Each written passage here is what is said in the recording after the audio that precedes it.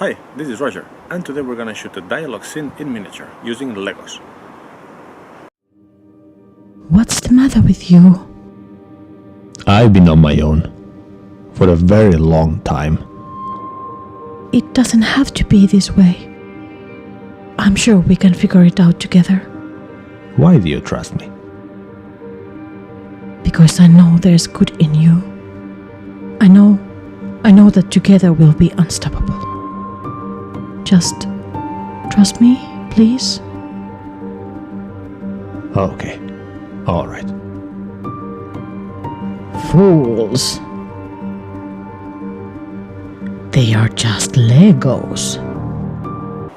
The inspiration for this video this time comes from the series Peaky Blinders, where in the last season there's a conversation between Tommy, the main character, and the leader of the syndicate, and he's actually trying to seduce her. He's a bit of a dark character, and that's why they are using the split lighting of his face, and she's a little bit more naive, even if she's very strong-willed and driven, and that's why they're using a softer light on her face. So this is a bit the style that I'm going to be going for. This video is also inspired and dedicated to another channel called Dafter Things, where they're doing really cool videos with stop motion and Lego miniatures. So what I tried to do is challenge myself and see how can I get lighting exercise done with small Legos. And because they have flatter features than other miniatures, and especially the human beings, let's see whether the different styles will work. This scene, even if it's a really simple and short dialogue scene, it has 5 distinctive different setups, and I'm going to try to explain a little bit how I plan them, and then to see how they turn out in reality. To light this video, I've been using 2 small Aputure lights, the Aputure MX and the Aputure M9, and if you're interested in those, you can find the links in the description. So now, let's go and take a look at the different schemes that I prepared before I started shooting on how to light and how to set up the scene. Alright, and here is the first of the setups. And before anybody starts complaining about it, I know that I did break the 180 rule in this scene, but I did it on purpose. And what I wanted to do is that when I'm shooting the guy, the main character, has this really dark, lonely side. So I'm actually calling this the lonely side of the 180 rule. And I'll be calling this the hopeful side of the 180 rule. So all the time when they're interacting with each other, it's the hopeful side. When we're seeing just the lonely guy, it's a lonely side. So I know that I broke the 180 rule, but I tried to do it for a purpose. But in this first setup, what we want to have is a split light on the face of the main character, and to do that I'm lighting through the window with an MX, and this light is basically hitting this side of his face. Another thing that I tried to do to not annoy too many people with the 180 rule is to actually change the direction of the face of the character with a little bit of a fake stop motion, so that you're not disoriented. Because that's usually the point of the 180 rule, to not have the audience getting disoriented. So I hope that with this everybody knew where was everything in the scene. So the camera was in this side, or that was the plan anyway, and then just one light to have split lighting on the main character. And this is the first setup.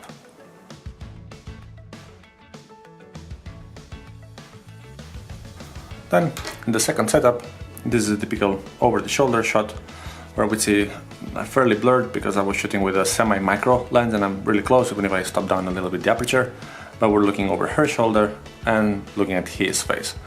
And here I wanted to keep a little bit him in the dark because he's the traveled character, and then her, she would have to be a bit more lit, even if we only see her back.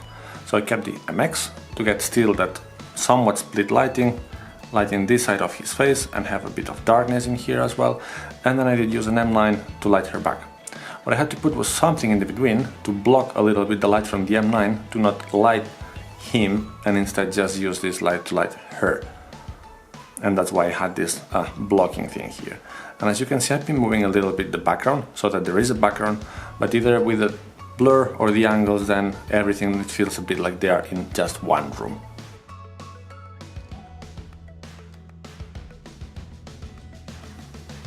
The third setup is his over the shoulder. So now we're keeping in the hopeful side of the 180 line, and then we're trying to get her face. Now I moved the background to be behind her, so there is a wall and it feels still that they're in the same room. I'm keeping this MX lighting him to get the split lighting, even if it's not really visible, but it gives the feeling that the light comes from the same window that it's supposed to come. And then I done was move the M9, or at least this was the plan anyway, to have her lit almost from the front.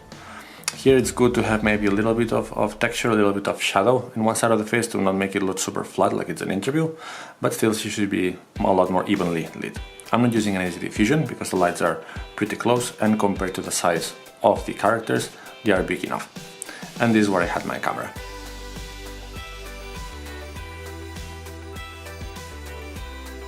The fourth setup is basically the really close-up of when the two characters have got together. Here I still do have the background, so a little bit of a wall with some texture and some colors in there to get a bit of depth to the shot. And then what I try to do once again is light more her and keep him in the dark. If you look at this precise shot from the TV series, from the Peaky Blinders, she's very much lit and he's really much in the darkness because he's hiding things from her, and that's the point of that lighting, to support that part of the story. And here my way of doing it, which I succeeded only partially I would say, is to light from behind him, so at least we could keep his face dark and her face would be lit. The problem with this lighting is that I have the back of his head very lit, which is very different from the Peaky Blinders shot, but I didn't have any small enough light that I could put between them and between the camera that I could light her and not him, or directional enough. But I hope it still worked.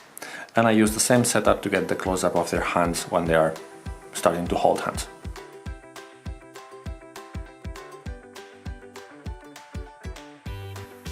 And the final setup, where I got a couple of different shots, is when we have the third character, which is the one who's making fun of them.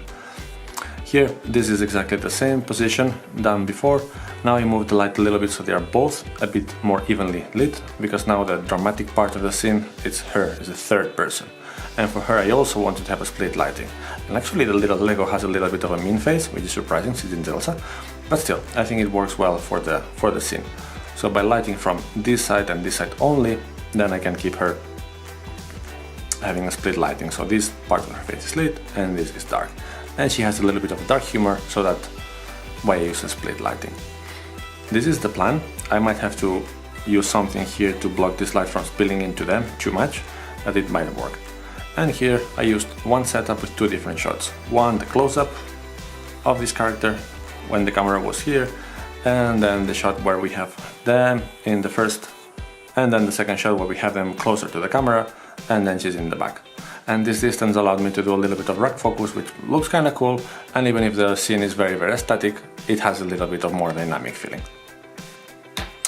I hope you like this way of doing the video, and please let me know in the comments as well if these diagrams are useful to you guys.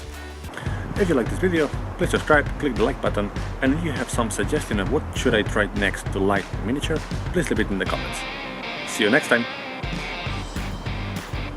And somebody has been asking how come I don't do this with an unpaid intern and I do it with miniatures instead, and the fact is that I'm usually shooting these things in the evening after my kids have gone to sleep, because I do have a day job, so I really have no way to have an unpaid intern, and it's to me an exercise and learn how to light, and do it in miniature. It allows me to do it whenever I can, without depending on anybody else. And what I'm doing is try to learn from this experience and then share it with you guys, and hopefully it's useful for somebody.